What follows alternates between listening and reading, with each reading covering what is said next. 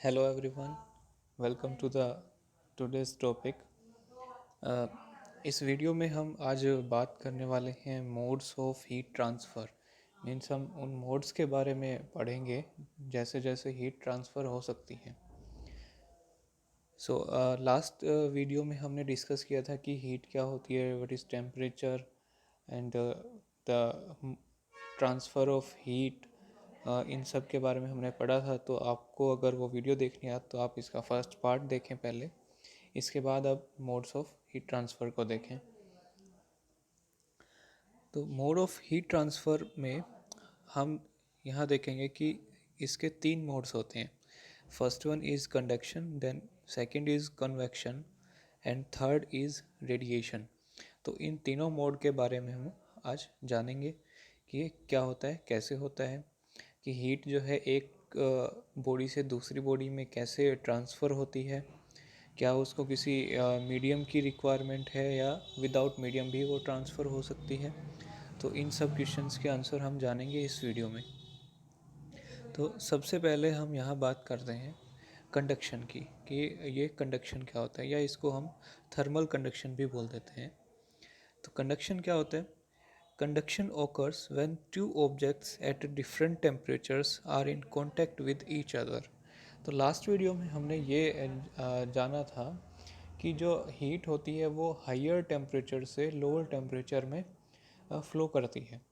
तो यहाँ कंडक्शन में क्या होगा, एक बॉडी से दूसरी बॉडी के अंदर टेम्परेचर का ट्रांसफ़र होगा।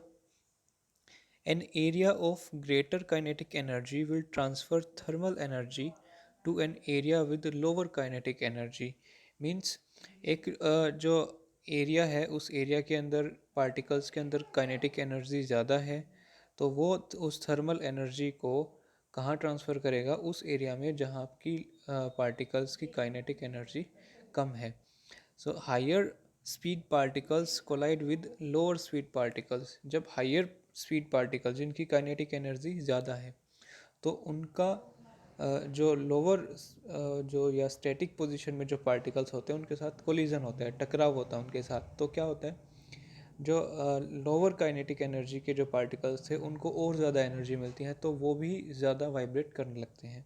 और जब ये वाइब्रेशन बढ़ती है तो इस वाइब्रेशन से क्या प्रोड्यूस होता है, हीट प्रोड्यूस होती है। As a result, the slower speed particles will increase in kinetic energy. This process continues till thermal equilibrium is achieved। और ये जो कोलिजन का प्रोसेस है, ये जो टकराने का प्रोसेस है, ये चलता रहता है जब तक कि जो पूरा मास है वो एक इक्विलिब्रियम में ना आ जाए, कि पूरे मास का टेम्परेचर इक्वल ना हो जाए, तब तक ये प्रोसेस चलता रहता है। So and metals are excellent conductor of heat energy. जो मेटल्स हैं वो good conductor of heat energy हैं। जैसे हम बात करते हैं सिल्वर, सिल्वर की सबसे ज़्यादा है, देन कॉपर है। तो इन दोनों की कंडक्टिविटी ज़्यादा होती है अगर हम मेटल्स की बात करें तो। और जो नॉन मेटल्स होती हैं, जैसे हम इंसुलेटिंग ब्रिक्स की बात कर रहे हैं या कंक्रीट की बात करें, तो इनकी जो कंडक्टिविटी है वो काफ़ी लो होती है। जिस मेटल की ज़्यादा थर्मल कंडक्टिविटी होगी, इट मीन्स कि वो ज़्यादा से ज़्यादा हीट को एब्जॉर्ब करेगा, उस हीट को कंडक्ट कर सकता है किसी दूसरे मटेरियल में। और जैसे ये इंसुलेटिंग मटेरियल्स हैं जिनकी थर्मल कंडक्टिविटी कम होती है, फॉर एग्जांपल इंसुलेटिंग ब्रिक्स और कंक्रीट जो है, ये हीट को ट्रांसफ़र नहीं कर पाते हैं, तो इनकी थर्मल कंडक्टिविटी है जो कम होती है। Wood and plastic are bad conductor of heat and are called as insulators. लेकिन जो वुड है, प्लास्टिक है, ये बैड कंडक्टर है हीट के, मीन्स ये हीट को ट्रांसफ़र नहीं करते या बहुत कम ट्रांसफ़र करते हैं, इसलिए इनको इंसुलेटर्स कहते हैं, इंसुलेटर्स बोलते हैं इनको। तो जैसे इसमें ये एक रोड दिखाई गई है, इस रोड के एक एंड को बर्नर जला के हीट किया गया है, तो क्या होगा, जो यहाँ स्टार्टिंग में जो हीट एनर्जी थी पार्टिकल्स के पास वो कम थी, बर्नर की फ्लेम से इनको एनर्जी मिली और ये क्या हुआ, हीट अप हुआ। हीट अप होने के साथ साथ ये क्या करते हैं, वाइब्रेट करते हैं और अपनी एनर्जी को अपने साथ वाले पार्टिकल्स को ट्रांसफ़र करते हैं, और इस तरह से ये हीट पूरी बार के अंदर ट्रांसफ़र होती है, पूरी बार गर्म हो जाती है।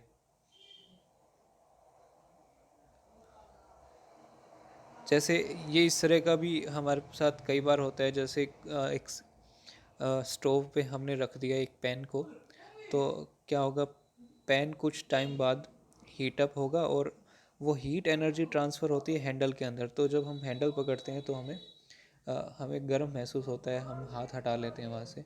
तो इसीलिए क्या करते हैं, हम हैंडल को किससे बनाते हैं, इंसुलेटर मटेरियल से, जिनकी थर्मल कंडक्टिविटी कम होती है, जिनमें हीट ट्रांसफ़र नहीं होती, जैसे कि वुड या प्लास्टिक। ये इसका एग्जांपल है, put A pan on stove and what will happen, the pan will heat up and heat is being conducted from hot pan to cold handle. This is why pan is usually made of metal and the handle is made of plastic. तो ये था conduction का process, कि particles एक जगह से दूसरी जगह मूव करते हैं जबकि बॉडी अपनी एक ही जगह पे रहती है। अब नेक्स्ट हम बात करने वाले हैं कन्वेक्शन के बारे में। Convection is the most efficient way of heat transfer in liquid and gases.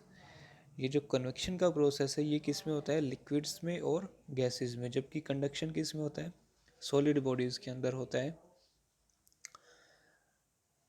In convection, heat is transferred from one point to another by physical movement of the heated particles away from the source of heat. इसमें क्या होगा, जो heated particles होंगे वो एक जगह से दूसरी जगह पे मूव करेंगे, जबकि कंडक्शन में क्या था, एक पार्टिकल्स जब वाइब्रेट करता है तो उसकी एनर्जी उसके साथ वाले पार्टिकल में ट्रांसफ़र होती है, जबकि जो मॉलिक्यूल है वो अपनी जगह पे ही रहता है। लेकिन कन्वेक्शन में क्या होगा कि जो हीटेड पार्टिकल है वो अपनी जगह को चेंज करता है, एक जगह छोड़ के दूसरी जगह पे मूव करता है। Thus, convection is defined as the mechanical displacement of heated particles of a fluid.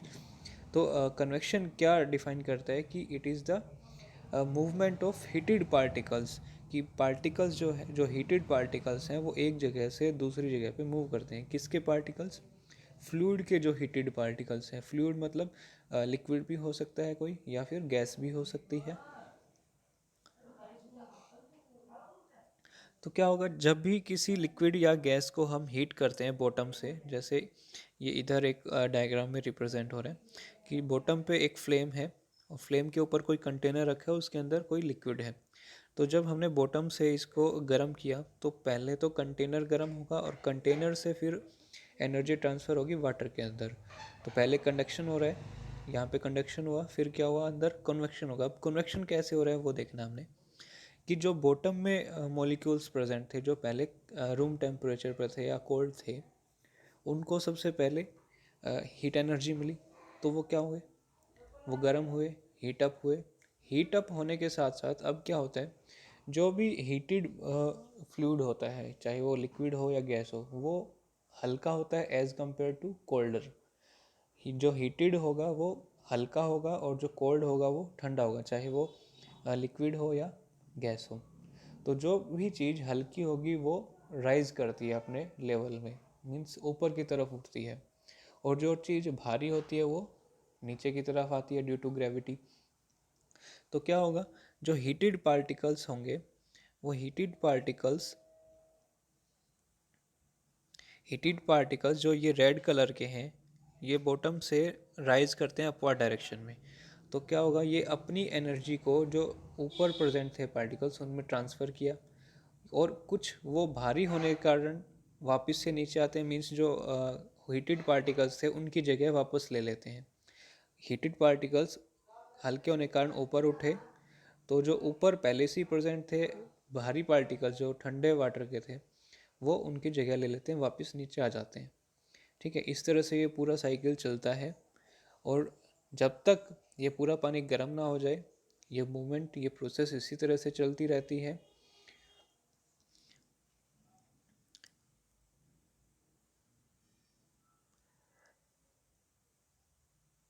That is why a liquid should be heated by using burner at the base of container, और इसीलिए हम burner को हमेशा container के bottom पे रखते हैं, यही इसका मेन रीज़न होता है। तो थर्ड हम बात करने वाले हैं अब रेडिएशन की। हमने दो मोड्स पढ़ लिए हैं। तो एक के अंदर तो कंडक्शन में क्या होता है, solid to solid heat transfer होती है। रेडिएशन कन्वेक्शन में क्या होता है, किसी भी फ्लूइड के अंदर मॉलिक्यूल से एक मॉलिक्यूल अपनी जगह को चेंज करते दूसरी जगह पे जाता है और वैसे हीट ट्रांसफ़र करते हैं। रेडिएशन में अब क्या होगा, both conduction and convection require matter to transfer the heat conduction method भी और कन्वेक्शन मेथड में भी हमें किसी मैटर की ज़रूरत होती है हीट को ट्रांसफ़र करने के लिए।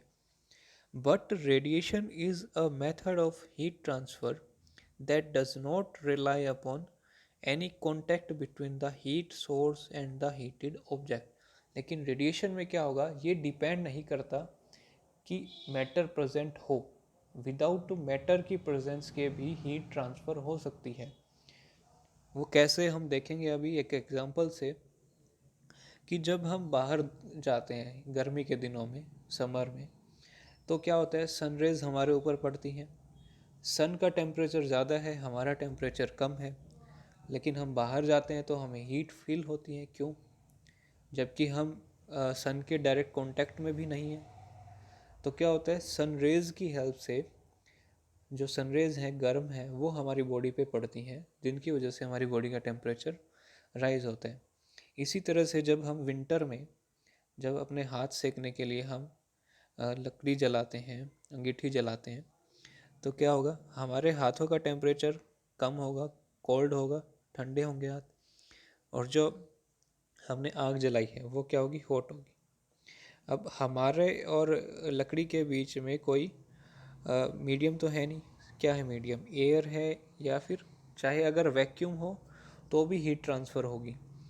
तो अब हमारे हाथ और जो लकड़ी है या ये जो फ्लेम है ये आपस में कांटेक्ट में नहीं है, लेकिन क्या होगा, जो रेडिएशंस निकलती हैं यहाँ से, वो रेडिएशंस हमारे हाथों पे पड़ती हैं।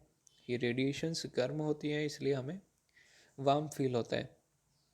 So this is the mode of transfer of heat by the process of radiation. Due to the heat received from sun, the object gets heated up. sun से जो heat मिलती है इससे object गर्म होता है। The heat is received by electromagnetic waves.